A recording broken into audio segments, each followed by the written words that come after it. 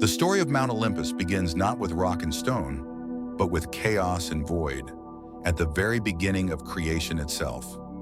In Greek mythology, before there was anything, there was chaos, not disorder as we understand it today, but rather an empty, yawning void. From this infinite abyss, the first primordial deities emerged. First came Gaia, Mother Earth herself, the foundation of all creation.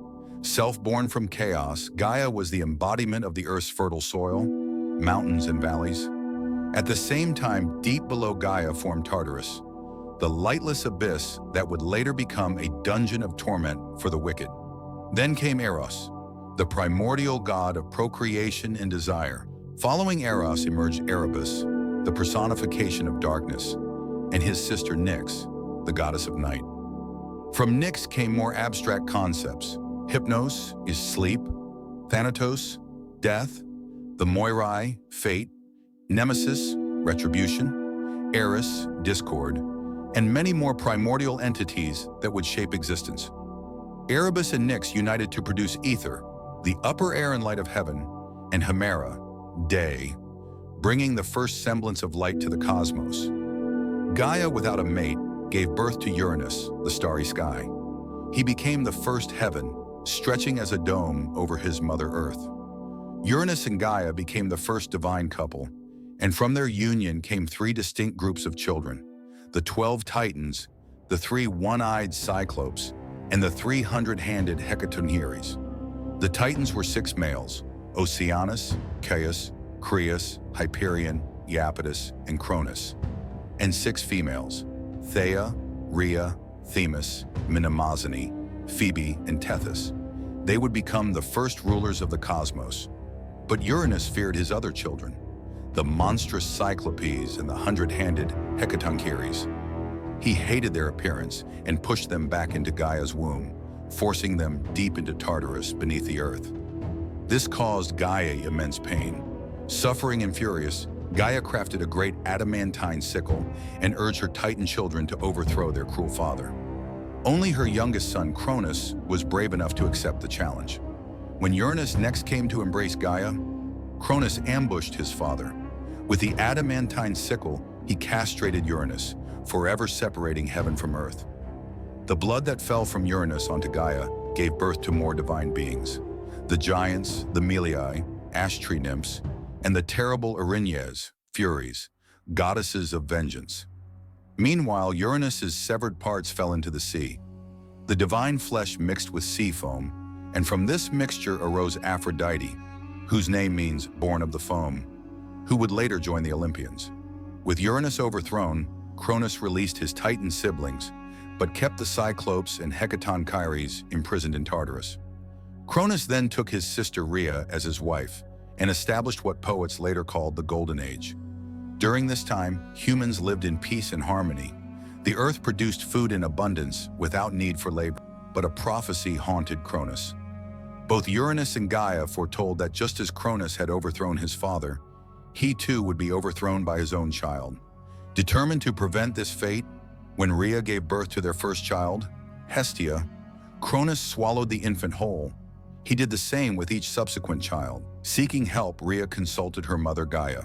Together they crafted a scheme to save the baby who would one day create Mount Olympus as we know it.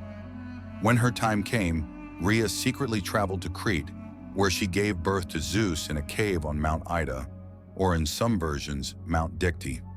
She entrusted the infant to the care of nymphs. Rhea then wrapped a stone in swaddling clothes and presented it to Cronus, who promptly swallowed it, believing it to be his newest child. Meanwhile, Zeus grew in secret, nourished by the milk of the goat Amalthea and honey from sacred bees. The nymphs and the ash tree Meliae tended to him until he reached adulthood. When Zeus reached adulthood, he sought out Metis, daughter of the Titans Oceanus and Tethys. Known for her wisdom, Metis provided Zeus with a special potion. Disguised as a cupbearer, Zeus approached his unsuspecting father and served him the special drink. The potion caused Cronus to vomit violently, first disgorging the stone he had swallowed instead of Zeus, then each of Zeus's siblings in reverse order: Poseidon, Hades, Hera, Demeter, and Hestia. Remarkably, they emerged fully grown and unharmed. having developed within their father's immortal stomach. Zeus and his siblings, now known as the younger gods, prepared for war against the Titans. But first, Zeus journeyed to Tartarus and freed the Cyclopes and hecatoncheires, who had remained imprisoned there since Uranus's time. In gratitude, the Cyclopes gifted Zeus with his iconic weapon, the thunderbolt. They also gave Poseidon his trident and Hades a helmet of invisibility. The war was cataclysmic. The entire cosmos shook with the conflict. Zeus hurled his thunderbolts, causing mountains to erupt in flames. Poseidon raised massive tsunamis with his trident. The 100-handed hecatoncheires hurled mountains as weapons. Not all Titans fought against Zeus. Oceanus remained neutral, while Prometheus and Epimetheus sided with the younger gods. But Cronus, Atlas, Menelaus, and others defended the old order with ferocity. The decisive battle took place between Mount Olympus, the Titan stronghold in the south, and Mount Olympus in the north, where Zeus and his siblings had established their base. After a decade of war, the younger gods prevailed. Most Titans were imprisoned in Tartarus, guarded by the hecatoncheires. Atlas received a special punishment. He was condemned to hold up the sky at the western edge of the world. After their victory, the three brothers, Zeus, Poseidon, and Hades, drew lots to divide rule over the cosmos. Zeus won the sky and overall leadership, Poseidon received the seas, and Hades gained the underworld. The earth itself, including Mount Olympus, would be common ground to all. But Mount Olympus was destined to become more than just another mountain. As Zeus established his rule, the peak was transformed into something between physical reality and divine realm. According to Homer, the divine Olympus had gleaming palaces crafted by Hephaestus, the divine blacksmith. Made of imperishable bronze with gold and silver details, these structures formed a divine city atop the mountain. The entrance to heavenly Olympus was guarded by gates of clouds, tended by the Horae, hours, goddesses of the seasons and natural order. These gates opened to allow gods to descend to earth or return to their celestial home.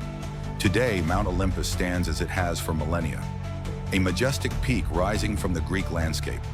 Its forests and streams continue to inspire awe in visitors, though the golden palaces of the gods are no longer visible to mortal eyes.